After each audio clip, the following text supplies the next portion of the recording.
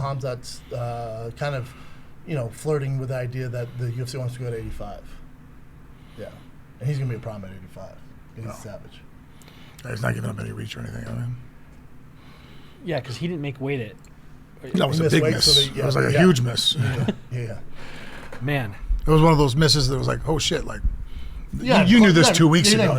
Yeah, like this was established weeks ago. And this is my thing with this. This is when I knew you were going to bring it up. Dana took his shots at me during the press conference because someone goes, "Have you heard the theory of this was a conspiracy and you guys knew this was going to happen? And the card just so happened to work out that you had a 180-pound fight on this, and nobody wants to see Nate Diaz versus Hamzat, and you switched it the day before, and then." At the weigh-ins or press conference, you go, there's too much chaos in the back. The guys are fighting. It's complete pandemonium. We got to cancel the press conference. And I was like, man, I've been around the UFC a long time, man. I've never seen them cancel a press. That's weird.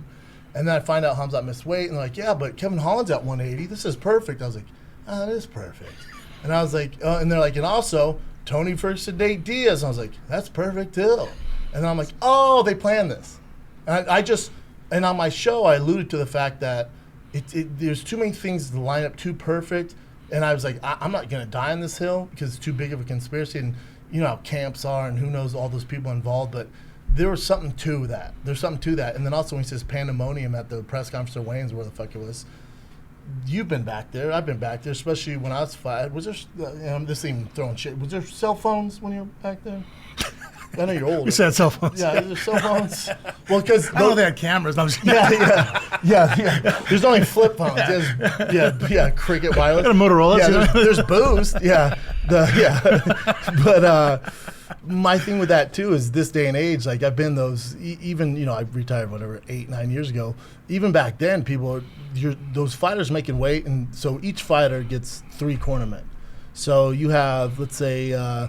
13 fights on the card, you have 26 fighters, 26 times 3, I don't know, I don't math that well, so it's 80-something. So you have at least 80 people, plus security, plus UFC staff, say over 100 people are back there. You're telling me not one person got this footage of this Spartan kick? You're telling me Hamzat kicks Kevin Holland in the chest, there's no cameras?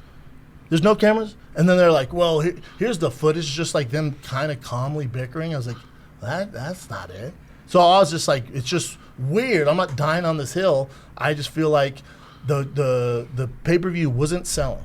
And because Dana overplayed his hand and thought, remember, with Nate Diaz, he's been asking for a fight for a year now. And then Dana goes, okay, motherfucker, you want to leave us after we've built whatever we have for you and go and fight Jake Paul and make $40 million, make us look bad? We'll let you out of your contract, but you're going to have to walk through Chechenian fucking fire of the biggest nightmare in the world to get out of this contract. And take that. And he thought the fans were like, yeah. And everyone was like, whoa, what the fuck, dude? Oh. And then the odds come out. And Hamzat's like a minus 2,200 to start.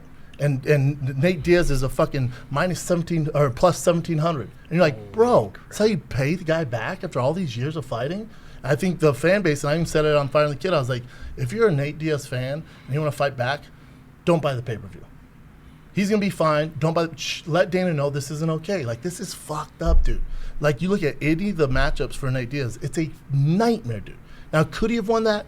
It's Nate Diaz. He pulled some shit out of his ass. Maybe. No, actually, and I sat there. I was like, when it was first happening, I had one of my boys ask me, hey, you going to bet him? Honestly, with these odds, I bet on Nate. I'm like, you know what? With these odds, I can articulate away. Like, I think Hamzat comes out, takes him, slams him round for 2 rounds.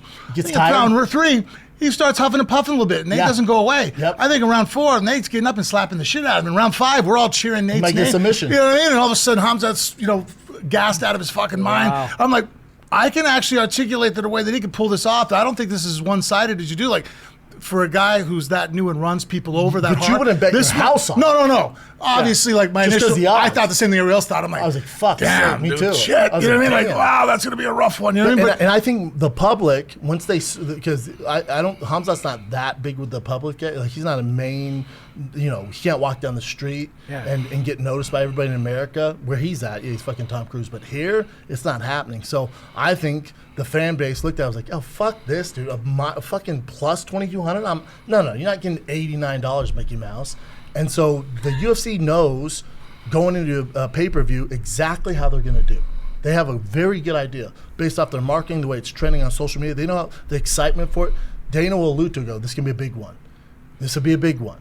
And they know, and I think somebody on Thursday, like, It's not going to be. dude, I'm telling you, it's not going well. He was like, fuck, we have to figure something out. There was blowback. Or I think, there's blowback. And I think the way it was lined up, he was like, all right, well, if this does backfire on us, here, you have Kevin Holland, you have Tony Ferguson. Because Tony Nate, he could sell that all day. As the last fight in his contract to exit the UFC, dude, sign me. I'll pay $100. Yeah. We'll give you all the fucking money. So I think, prior to that, someone who got in his ear was like, all right, let's do plan B.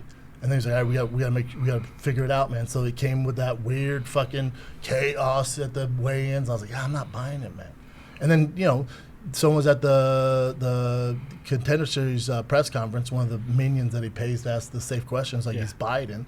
And they were like, it's like just softball questions. And someone was like, hey, have you the conspiracy theory? And they tell him all it. And Dan goes on this rant because he thought it was Pat Milicic. And he's like, Pat needs to get his fucking head checked. But wasn't he raiding the Capitol and all this bullshit?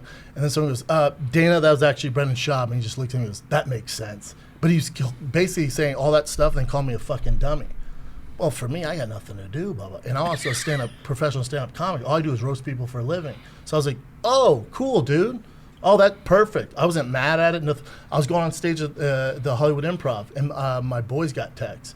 And everyone's like looking at me like, what the fuck is going on? And then my boy Eric Griffin comes and goes, see, Dana called you a fucking dummy? I'm like, he did? And I was like, that's hilarious. Okay, dude. So that next day I flew out to, I drove to Ontario.